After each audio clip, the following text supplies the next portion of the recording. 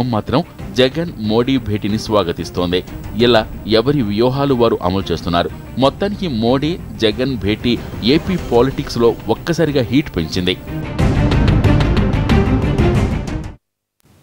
Trump effect IT ఇండస్ట్రీని మిస్సైల్లా తాకింది.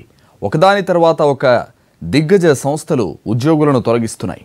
ప్రస్తుతం అమెరికాలో పరిస్థితులు బాగోలేకపోవడం, భవిష్యత్తులో ఎదురయ్యే పరిస్థితులను దృష్టిలో పెట్టుకుని ఐటీ కంపెనీలు దానికి తగ్గట్టు చర్యలు ప్రారంభించాయి. ఇప్పటికే కాగ్నిజెంట్, విప్రోలు ఉద్యోగులకు ఉద్వాసన పలుకుతుంటే ఇన్ఫోసిస్, టెక్ మహీంద్రాలు కూడా ఆ జాబితాలో చేరాయి. నిన్న మొన్నటిదాకా లగ్జరీ లైఫ్ గడిపిన ఐటీ ఉద్యోగులు ఇప్పుడు ఎప్పుడు పింక్ స్లిప్ ఎదురవుతుందో అని వణికిపోతున్నారు. భారత యువత ఐటీ కళలు, విదేశీ ఉద్యోగాల ఆశలపై కంపెనీలు నీళ్లు చల్లుతున్నాయి. ఇప్పటికే ఆటోమేషన్ కారణంతో కొత్త ఉద్యోగుల నియామకాలు తగ్గిపోయాయి. ఇప్పుడు ట్రంప్ పుణ్యమా అని ఉన్న ఉద్యోగాలు ఊడిపోతున్నాయి. ఆర్థిక మాంద్యం సమయంలో తొలగింపు కన్నా ఈ ఏడాది ఐటీ ఉద్యోగుల ఉద్వాసన ఎక్కువగా ఉంటుందని నిపుణులు అంచనా వేస్తున్నారు. మిడిల్ లెవెల్, సీనియర్ ఉద్యోగులపై తొలి దెబ్బ పడనుంది. తక్కువ జీతాలున్న జూనియర్లకు ప్రస్తుతానికి సేఫ్ అంటున్నారు.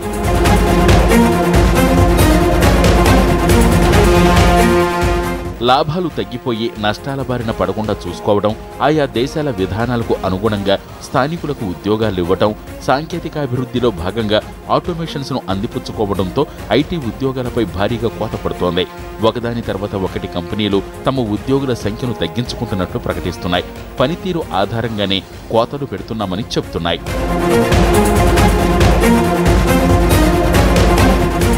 కాగ్నిజెంట్ ఈ ఏడాది దాదాపు 6,000 మందికి గుడ్ బై చెప్పబోతోంది.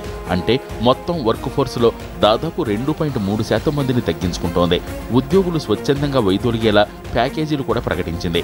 ఇక మన దేశంలో 3వ అతిపెద్ద టెక్ దిగ్గజం విప్రో కంపెనీ పనితీరు బాగోలేదనే పేరుతో దాదాపు 600 మందిని ఇంటికి పంపింది. ఇది 2,000 వరకు ఉండొచ్చని అంచనా వేస్తున్నారు. ఇన్ఫోసిస్ కూడా ఉద్యోగుల తొలగింపుకు శ్రీకారం చుట్టింది. లెవెల్ 6 ఉద్యోగులు, ఆ పై స్థాయిలో 1000 మందికి పింక్ స్లిప్స్ ఇచ్చేందుకు సిద్ధమైనట్టు సమాచారం. పనితీరు సరిగా లేని ఉద్యోగులను గుర్తించాలని ఇప్పటికే మేనేజర్లకు నిర్దేశించినట్లు తెలుస్తోంది.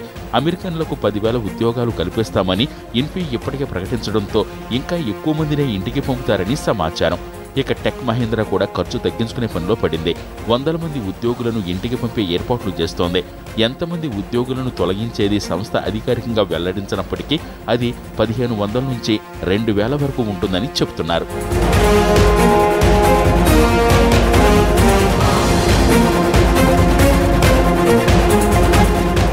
నిజానికి కంపెనీలు ఎప్పటికప్పుడు ఉద్యోగులను తొలగించుకోవాల్సిన అత్యవసర పరిస్థితి లేనప్పటికీ ముందు జాగ్రత్తగానే ఇలాంటి నిర్ణయాలు తీసుకుంటున్నట్లు తెలుస్తోంది. సాధ్యమైనంత వరకు పనితీరు బాగోలేని అదనపు సిబ్బందిని తొలగించడానికి ముందు ప్రాధాన్యం ఇస్తున్నాయి. విదేశీ ఆదాయం తగ్గుతున్న దృష్ట్యా ఖర్చులు అదుపు తప్పకుండా ముందు జాగ్రత్త పడుతున్నాయి. గతేడాది భారత ఐటీ పరిశ్రమ 39 లక్షల మందికి ఉద్యోగాలు కల్పించింది. అంతకు ముందు ఏడాదితో పోల్చితే ఉద్యోగ కల్పన 1% తగ్గింది.